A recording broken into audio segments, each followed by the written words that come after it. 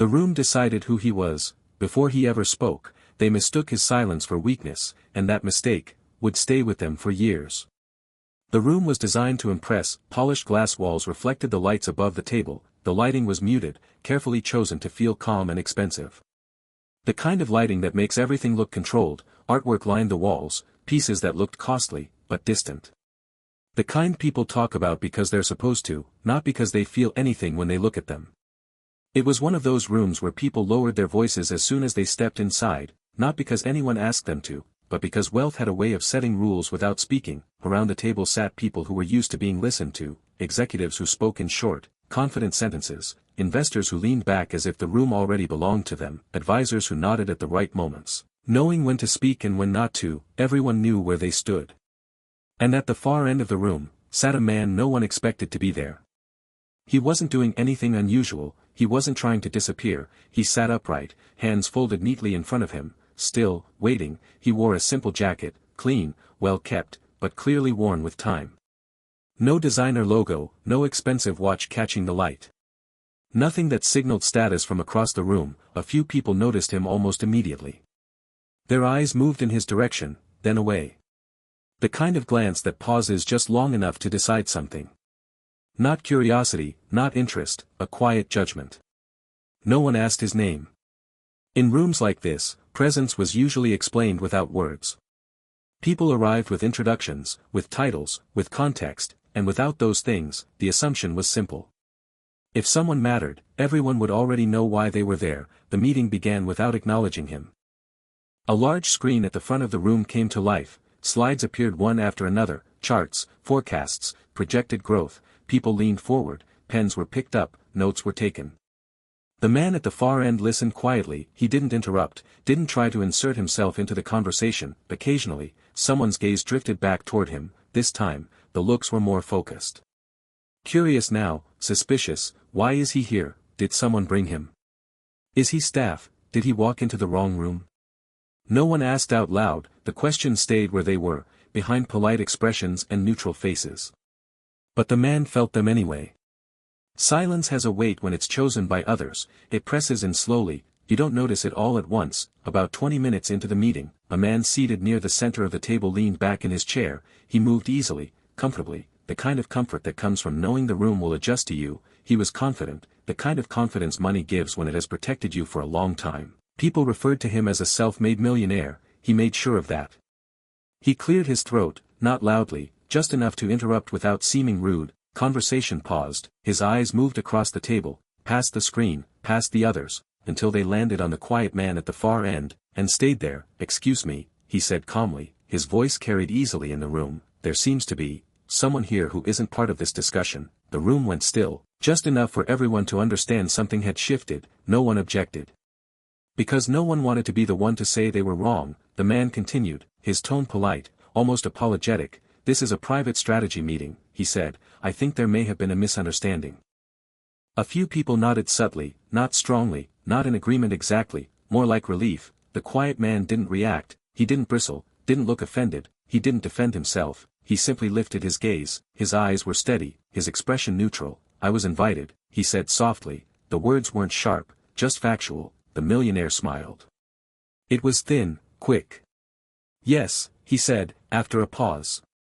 But invited by whom? The question wasn't curious, it wasn't asked to understand, it was asked to end the conversation. No answer came immediately, not because the quiet man didn't have one, but because this wasn't a room that waited for him. The meeting organizer shifted slightly in her seat. She glanced at her notes, then at the table. She hesitated. A moment passed, then another, and in that space, that small, uncomfortable pause, the decision settled into the room. "Well," the millionaire said, rising just slightly from his chair, "we're on a tight schedule.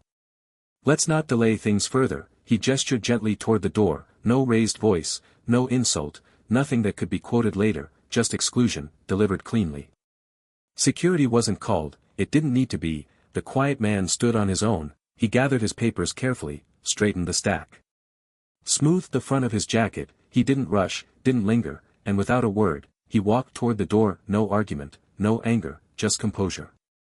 As the door closed behind him, the meeting resumed almost immediately. Chairs shifted, someone cleared their throat, another slide appeared on the screen, no one mentioned what had just happened, and yet. Something tightened in the room, not enough for anyone to say anything. Not enough to stop the meeting, just enough to be felt, but at that moment, they believed the story they had told themselves, that they had simply removed someone who didn't belong. And that belief had not yet been challenged. The meeting resumed. It resumed the way things often do after something uncomfortable. As if continuing might erase what just happened, slides returned to the screen. Someone adjusted their chair, another reached for a pen, conversation picked up where it had left off, but something had shifted, not enough for anyone to name. Not enough to address directly, just enough to be felt. Every few minutes, someone glanced toward the door, a quick look, then back to the table, as if expecting something. Or someone. The millionaires leaned forward now, they spoke with more energy than before. More certainty, they talked about vision. About expansion into new markets, about numbers that sounded impressive when spoken out loud, growth percentages, timelines, returns. A few people nodded enthusiastically, they smiled at the right moments, others nodded more slowly, not because they were convinced, but because this was how meetings like this worked. The organizer remained quiet. She had been quiet before, but this was different. She checked her notes, scrolled through her phone, then looked toward the door again. She hadn't objected earlier, she told herself there hadn't been time, that it wasn't her place to interrupt. Still, something didn't sit right. Let's move on, the other millionaire said briskly. We're here to make decisions. The discussion shifted. Risk assessment, infrastructure, long-term planning. An advisor on one side of the table raised a concern about local response, another dismissed it quickly. Voices grew slightly louder, still controlled, still professional, but less certain. What about community impact? Someone asked eventually. It could complicate approvals. The millionaire waved a hand lightly. Community concerns are manageable, he said. We've handled that before. The organizer shifted in her seat. She remembered the invitation list, she remembered reviewing it late the night before. Someone she trusted, someone whose insight had saved projects from failure before. Her phone buzzed, a message. She glanced down, her expression changed, not enough for anyone to comment, just enough to register. The discussion continued, but now, she was listening differently. A proposal was introduced, aggressive, profitable, it promised fast returns and clean execution. On paper, it looked convincing. In the room, it sounded decisive, and yet, it lacked something. Perspective. The organizer leaned forward slightly, cleared her throat. There's a risk we're not fully considering, she said carefully. The millionaire turned toward her, eyebrows lifting. And that would be? She paused, not because she didn't know what to say, but because she knew how it would sound. There are historical factors here, she said. Community patterns, long-term implications that don't always show up in projections. A few people exchanged looks, just brief glances. That's speculative, the millionaire replied. We deal in data. She nodded. Of course. She said, but data doesn't always show you what people will do when they feel ignored. A brief silence followed, the kind that doesn't last long, but lingers anyway. The millionaire smiled again. That's why we're in this room, he said. The implication was clear. Some people caught it, others didn't. The organizer leaned back slowly. She didn't argue, she didn't push. Her phone buzzed again. This time, she didn't ignore it, she read the message carefully. The meeting moved on. Another slide, another point of discussion, but the tension grew, because the certainty in the room no longer felt solid. It felt brittle, like something held together by agreement rather than understanding. And just beyond the door, unseen, unacknowledged, someone was still waiting. The door opened softly. Just enough to be noticed. A few heads turned at once. The quiet man stepped back into the room. There was no rush in his movement. No apology on his face. He didn't scan the room, didn't look for approval. He simply walked in and stopped. The millionaire looked up sharply, his expression tightened. I thought we'd already, he began. The organizer stood before he could finish. I asked him to stay, she said calmly. Her voice wasn't raised, it didn't need to be. The room froze. Just long enough for everyone to understand that something had changed. Eyes shifted, some moved from the organizer to the quiet man, others avoided looking at either of them. Power, which had felt settled before, adjusted itself in real time. The millionaire frowned. This meeting is already underway, he said. Yes, the organizer replied. And we're missing something. She didn't look at the millionaire when she said it, she turned instead to the quiet man. Would you mind? She asked. It wasn't a challenge, it was an invitation. He nodded once. No hesitation, he stepped forward. He didn't move toward the head of the table.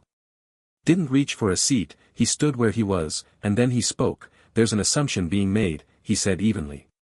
The room stilled again. "That past outcomes guarantee future cooperation." A few people stiffened in their chairs, not because the words were sharp, but because they were precise. He continued, "Communities remember patterns," he said. "They respond to how they're treated, not how projections describe them." No one interrupted him, not because he demanded attention, but because the way he spoke made interruption feel unnecessary. His voice didn't rise, didn't push, it carried quietly across the table. He referenced prior developments. Not in theory, not in broad terms, specifically, he mentioned timelines, outcomes. Decisions that had seemed reasonable at the time and the resistance that followed. Names were mentioned, dates, just facts placed carefully in sequence. The organizer watched closely. This was the man she knew, not loud, not persuasive in the usual way. The millionaire leaned back in his chair, crossed his arms. "And your expertise would be?" he asked. The question wasn't hostile, but it wasn't generous either. The quiet man met his gaze. There was no challenge in his expression, no submission. "Long-term impact assessment," he said, "specifically in regions where trust has been broken before." Silence followed, the kind that recalibrates a room. Someone shifted uncomfortably in their chair. Another glanced toward the organizer, then away. No one spoke. "The organizer did. He's reviewed more case studies than any consultant we've hired this year," she said. She didn't exaggerate, she stated it the way one states something that is already known. A pause followed. The millionaire's confidence didn't disappear, but it changed, subtly. "And you chose not to mention this earlier?" he asked. His tone was flatter now, less certain. "I didn't get the chance," the quiet man replied. There was no accusation in his voice, no edge, just an observation. The room seemed to exhale at once. The conversation resumed. Someone asked a follow-up question, another pulled a notebook closer, but it wasn't the same conversation as before. It moved slower now, because the quiet man was no longer invisible. And the assumptions that had escorted him out of the room earlier were beginning to fall apart. As the discussion continued, something became clear. The quiet man wasn't filling space, he wasn't trying to impress anyone, he wasn't adding noise, he was clarifying things that had been left vague. Where others spoke in broad terms, he spoke in consequences. He didn't say what might happen, he spoke about what usually did. Where projections promised growth, he pointed out where that growth tended to strain systems that weren't ready for it, not to create fear, not to slow things down unnecessarily. Just to be accurate, the room adjusted around him, chairs shifted closer to the table, notebooks were opened. The organizer nodded often, not in agreement with everything, but in recognition. Other advisors began taking notes. The conversation changed pace. It became less about winning a point and more about understanding what was being proposed. Eventually, the millionaire spoke again, slower this time, less certain. "You've done this before," he said. It wasn't a challenge, it wasn't admiration either. Just a question that needed answering. "Yes," the quiet man replied. "For whom?" the millionaire asked. "Public institutions," he said. "Private firms, some of your competitors." The words didn't linger, a few people exchanged glances, not surprised exactly, but recalibrating. The millionaire studied him more carefully now, not his clothes, not the things that had stood out earlier, his posture, the way he waited before answering, the way he spoke without filling the silence unnecessarily. "And you didn't think to lead with that?" the millionaire asked. The quiet man paused. He considered the question honestly. "I assumed the work would speak for itself," he said. There was no arrogance in it, no frustration, just a straightforward answer. The millionaire looked away briefly, toward the table, toward the screen. Something crossed his face, something quieter than either. "Well," he said after a moment. "It appears we misjudged the room." He didn't raise his voice, didn't look around for agreement, he said it as if stating a fact. The quiet man didn't respond, he didn't nod, didn't correct him, he didn't need to. The room had already changed, people addressed him directly now, asked for his input, waited for his response. Respect had arrived, but in the way people listened and didn't interrupt. The meeting ended differently than it had begun. People gathered their things without rushing, folders were closed carefully, pens were placed back into bags, conversations softened. They weren't about projections anymore or timelines. A few people nodded at the quiet man as they passed. One advisor paused briefly to thank him, another mentioned something he'd said earlier and asked a follow-up question, just a shift in how people behaved around him. The organizer stayed behind for a moment. She didn't say much, she didn't need to. They exchanged a look that said enough. The millionaire approached last, not immediately, he waited until the others had moved on. "I should have asked more questions," he said. There was no defensiveness in his voice, no attempt to explain himself, just a statement. The quiet man nodded. So should we all, he replied. They shook hands. It wasn't ceremonial, it wasn't tense, just two people acknowledging something that had already happened. There was no dramatic apology. No speech about lessons learned, nothing that needed to be remembered later. And sometimes, that's enough, because respect doesn't always arrive with words. Sometimes it shows up in silence, in attention, in the way people listen. The next time, the room slowly emptied, the lights dimmed automatically, and the space returned to what it had been before, but something had changed, not in the room itself, in the way people would carry this moment forward. It's easy to mistake silence for absence, to confuse humility with insignificance. But dignity doesn't announce itself, it waits, until it's needed. If this story made you pause, if it reminded you of someone you may have overlooked, or a moment when you were judged too quickly, then this story wasn't just something you watched, it met you where you are. Here, we share stories like this because many people leave feeling a little lighter, a little more seen, a little more human, and if these stories matter to you, if they bring you a moment of reflection or quiet strength, you're welcome to subscribe, not out of obligation, but because you belong here. Thank you for being part of Black Journeys 101, it truly means more than you know.